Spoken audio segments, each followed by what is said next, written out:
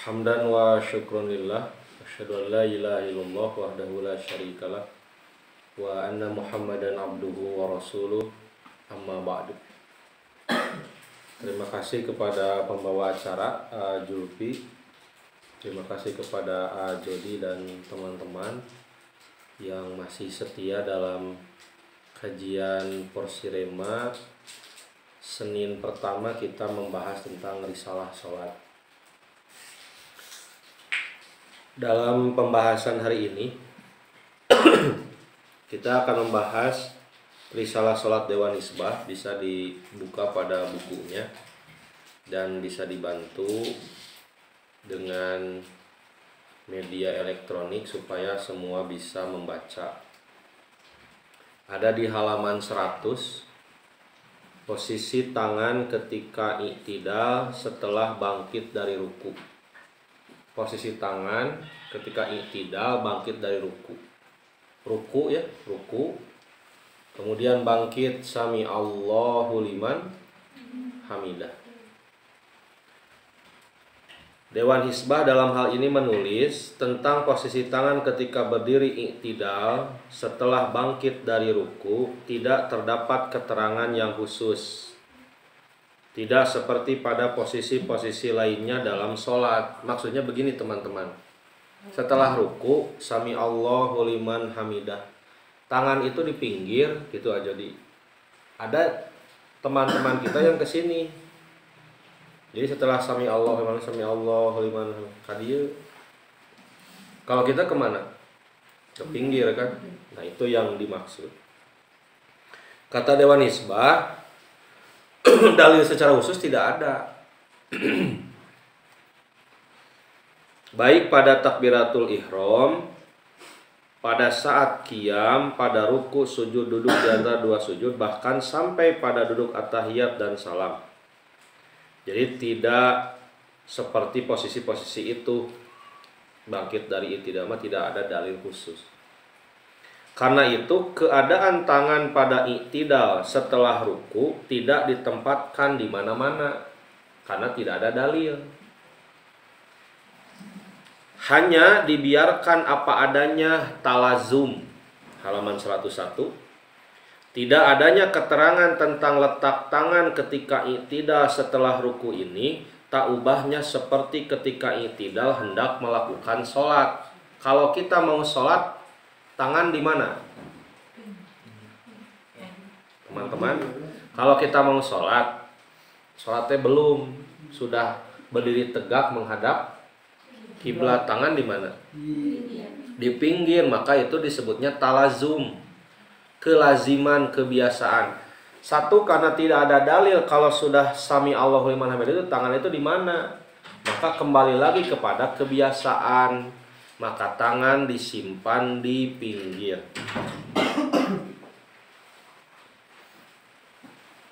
Maka letak tangan ketika i'tidal setelah ruku ini tak ubahnya seperti ketika i'tidal hendak melakukan sholat. Selanjutnya mari kita perhatikan uraian berikut ini. Di halaman 101 itu Dewan Hisbah kemudian menulis nomor 19. Dalil berdiri i'tidal setelah ruku. Qala Abdullah bin Umar. Abdullah bin Umar berkata radhiyallahu anhuma, ra'aitun nabiyya, aku melihat nabi. Artinya ini disebut hadis fi'liyah. Apa hadis fi'liyah itu? Hadis yang menjelaskan perilaku nabi yang disaksikan oleh para sahabat. Ra'aitun nabiyya, aku melihat nabi. Iftatahat takbiro, beliau memulai dengan takbir fis sholati, di dalam sholatnya. Awal takbir dibukanya sholat disebut apa? Takbiratul ihram. Farofa'a yadaihi, Nabi mengangkat kedua tangannya hina yukabbiru, ketika beliau bertakbir, berarti bareng. Allahu Akbar. Mengangkat tangan bahasa Arabnya rofa'a yadaihi. Mengucapkan Allahu Akbar bahasa Arabnya yukabbiru, bertakbir. Hatta yaj'alahuma, sehingga menjadikan kedua telapak tangannya hadwa mankibaihi, sejajar dengan kedua bahu. Bahu mana bahu? Bahu. Jangan suruh pasanganmu berhenti menangis, tapi siapkan bahu untuk bersandar. Oke lah montos nikah. Gitu. Karena menangis itu terapi. Justru kalau kita menjadi pribadi yang sulit menangis, itu bahaya. Di antara terapi agar emosi kita tidak meluap-luap, stabil dalam menghadapi masalah, harus nangis. Maka Rasulullah mengatakan, ada dua mata yang tidak akan disentuh oleh api neraka. Yang mana? Dua mata yang meneteskan air mata ketika mata yang lain sedang terpejam. Batur ke sare ieu udang tuluy ceurik ngadua ka Allah. Dalam waktu tahajud, Rasul berjanji matanya tidak akan disentuh oleh api neraka. Bisa jadi ketika mata yang lain kerhusu main game, mata yang lain berselancar di Google mencari kemaksiatan, mata yang ini mah meneteskan air mata, memohon ampun dosa-dosa yang dia lakukan kepada Allah. Kembali lagi ke sini, jadi kedua telapak tangannya sejajar dengan bahu. Wa idza kabbaro, dan apabila beliau takbir lil ruku'i, untuk ruku, fa'ala mislahu, beliau melakukan seperti itu. Maksudnya melakukan seperti bagaimana? Mengangkat tangan sambil bertakbir. Sedekap ya. Mau ruku, Allahu Akbar, takbir sambil mengangkat tangan. Karena nanti ada takbir yang tidak mengangkat tangan. Kapan? Bangkit dari sujud, menuju duduk antara dua sujud. Betul? Tina sujud, karena duduk antara sujud ngangkat tangan tuh Allahu Akbar. Tidak. Wa idza qala, dan apabila Nabi mengucapkan Sami Allahu liman hamidah, fa'ala mislahu, Nabi juga mengangkat kedua tangan sambil mengucapkan Sami Allahu liman hamidah. Wa qala, dan Nabi juga membaca Rabbana walakal hamdu. Jadi pertanyaannya, ari imam maca Rabbana lakal hamdu? Baca, tapi kondisi imam sudah berdiri. Berbeda dengan makmum. Makmum itu membaca Rabbana walakal hamdunya sambil bangkit. Mengerti tidak? Imam ya, Sami Allahu liman hamidah. Makmum kan bangkit. Jangan dulu bangkit sebelum mendengar dah. Sami Allahu liman hamidah, baru kita bergerak. Kenapa? Karena kalau kita mendahului, jangankan mendahului, berbarengan dengan imam, maka di akhirat kepala kita akan diganti dengan kepala keledai. Dah Robbana walakal hamdu. Siapa yang baca Robbana walakal hamdu? Ya imam, ya makmum. Bedanya kalau makmum sambil bangkit, kalau imam sudah berdiri. Bahkan Rasul mengatakan, siapa yang imam makmum bersama malaikat, bareng imam makmum malaikat, nyebutkan Robbana walakal hamdu di dalam mah bareng nyebutkan amin. Apa kata Rasul? Apa teman-teman? Gupirolahu mataqaddama min dzanbi. Allah akan menghapus dosa-dosa yang sudah lalu. Subhanallah, ini menunjukkan apa? Satu, keutamaan sholat berjamaah. Yang kedua, sing yakin lamun orang berjamaah dibarengan kusaha malaikat. Itu luar biasa. Kan katanya perempuan lebih utama di rumah. Iya, lebih utama di rumah sambil berjamaah. Makanya jangan masing-masing. Iya, masih mama sholat di kamar, si teteh di ruang tamu, sini nih karunya di dapur, eta si uyut di jamban. Coba hijikeun atau di ruang tamu sadayana. Mama, nini, uwa, bibi, hayu sareng abdi sholatna, sok abdi imam. Bade Al-Baqarah, bade Ali Imran. Cenah tong repot cenah. Kul anu 4. Nah, itu lebih utama. Maka nanti boleh perempuan sholat ke masjid boleh? Boleh. Yang pertama ketika aman, yang kedua ketika mahramnya mengizinkan atau membarengi gitu. Yang ketiga jangan pakai parfum. Bisi pas sobat ke masjid teteh anu ya mah. Jadi barogoheun ke masjid. Teh husu. Ieu namanya melati, mawar. Bunga bangkai. Wala yaf'alu dzalika hina yasjudu, tapi tidak melakukan itu ketika sujud. Maksudnya tidak melakukan apa? Hanya mengucapkan Allahu Akbar tapi tidak mengangkat tangan, betul. Wala hina yarfa'u ra'sahu minas sujud, dan tidak melakukan itu ketika bangkit dari sujud, hanya takbir saja tanpa mengangkat tangan. Makanya ada seorang ustadz, ya, mau disebutkan ustadz saya. Ketika mengkritisi bahwa yuharikuha itu jangan begini katanya, tapi sekali peng. Karena kabaro yukabiru juga begini katanya, Allahu Akbar. Tidak begini-begini. Padahal mungkin ustadz itu lupa. Yukabiru itu artinya bertakbir, bukan mengangkat tangan. Karena bahasa Arab mengangkat tangan apa? Raf'ul yadaini. Ya, mengerti tidak? Gitu. Jadi apakah semua takbir mengangkat tangan? Tidak. Apakah semua mengangkat tangan mengucapkan takbir? Tidak. Apa yang tidak mengucapkan takbir? Dari ruku menuju i'tidal. Baca apa? Sami Allahu liman hamid. Hadis ini diriwayatkan oleh Imam Bukhari, Imam Al-Baihaqi, Imam An-Nasa'i dalam berbagai kitabnya, juga terdapat pada Musnad Asy-Syamiyyin. Selanjutnya qala Abu Humaidin As-Sa'idi, Abu Humaid As-Sa'idi berkata, radhiyallahu an, kana Rasulullah sallallahu alaihi wasallam, terbukti Rasulullah sallallahu alaihi wasallam idza qoma ila sholati, apabila beliau berdiri untuk melaksanakan salat, i'tadala qaiman, beliau tegak berdiri.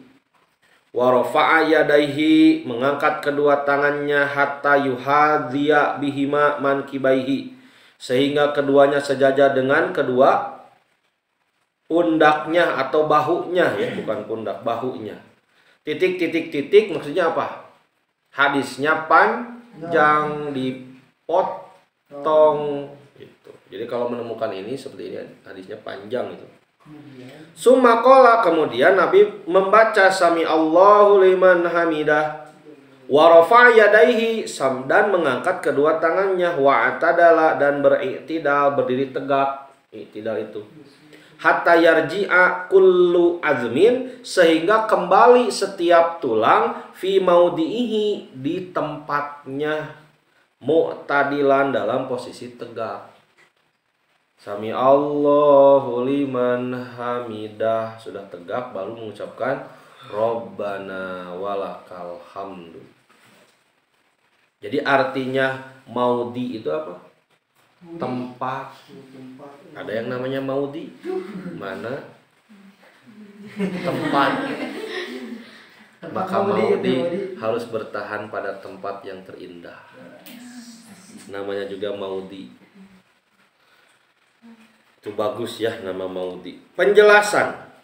Ini hadis riwayat Imam Ibnu Khuzaimah, Ibnu Hibban, At-Tirmidzi, dan dalam Sunan As-Sugro juga ada. Penjelasan kata para ulama Dewan Hizbah.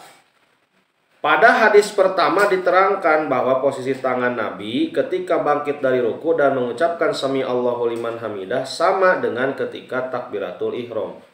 Tetapi ketika i'tidal dan mengucapkan Rabbana walakal hamdu, posisi tangan tidak diterangkan.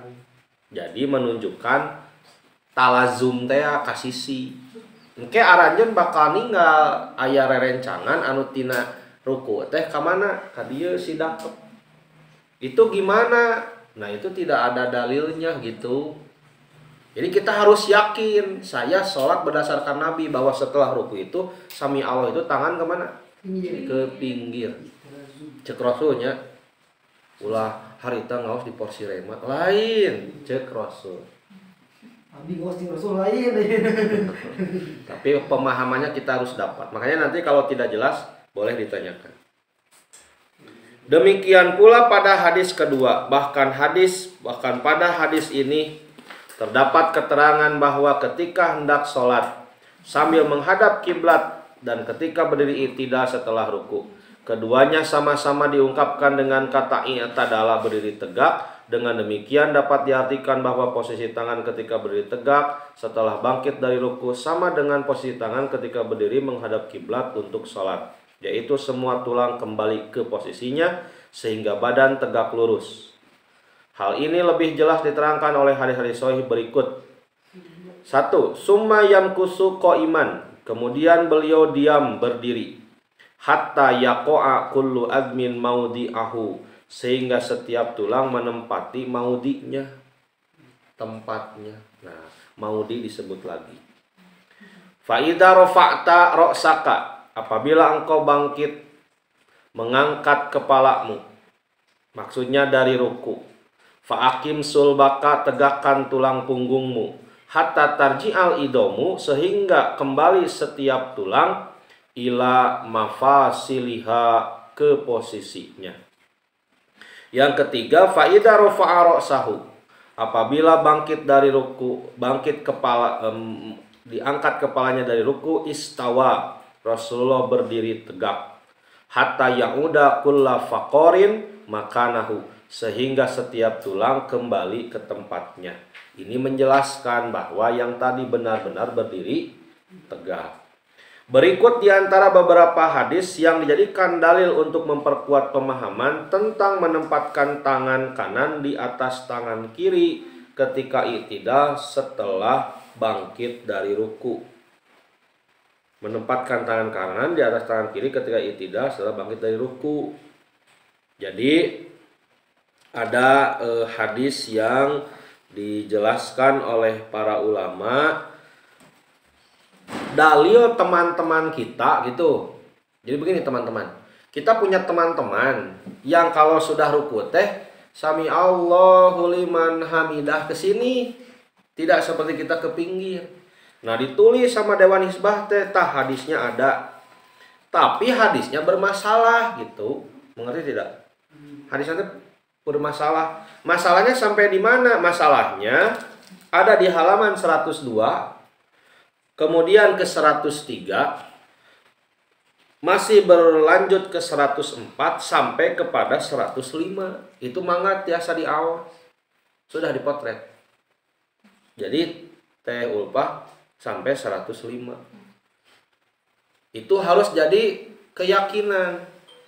Gini teman-teman, kalau kita ngaji di Persis, porsi rema itu kan bagian dari perjuangan Persis. Saya angkat jempol, kamu pemberani. Kenapa? Karena menjadi ahli pengajian di pengajian Persis itu kita dituntut untuk cerdas dan berilmu. Saya dengar dan tahu dan sampai berita tentang teman kita yang di SMP ya, sampai dikucilkan karena berbeda dengan gurunya. Nah, itu jangan jadi satu sedih, tapi harus jadi motivasi. Berarti saya harus lebih pintar, saya harus menyiapkan ilmunya. Jangan begini, mau ngawas deh ya di Persis bade ngalih we ka nusanes naon di Persis mah kudu apa dalil. Itu beda jeung batur sieun ah. Jangan. Kita itu bukan mau beda tapi mau benar. Bukan cari perbedaan, kita cari apa yang benar dari perbedaan itu. Walaupun harus beda asal benar, nah gitu. Nah makanya perbedaan-perbedaan yang ada di dalam diri kita itu jangan dijadikan bahan menurunkan semangat, tapi cari ilmunya. Kenapa saya beda sama orang? Apa sih dalilnya? Nah, itu harus jadi motivasi. Nah, sampai di situ dulu. Sengaja saya batasi setelah azan Isya silahkan bertanya bebas. Apakah tentang sholat atau masalah yang lain, masalah pribadi atau organisasi, masalah sekolah atau yang lainnya, silahkan ditanyakan. Insya Allah kita bertemu bulan depan dalam bahasan dalil cara sujud. Jadi sengaja materinya sedikit, kita lebih banyak mempertajam pada tanya jawab. Demikian, aqulu qouli hadza wa astaghfirullah li wa lakum. Wassalamualaikum warahmatullahi wabarakatuh.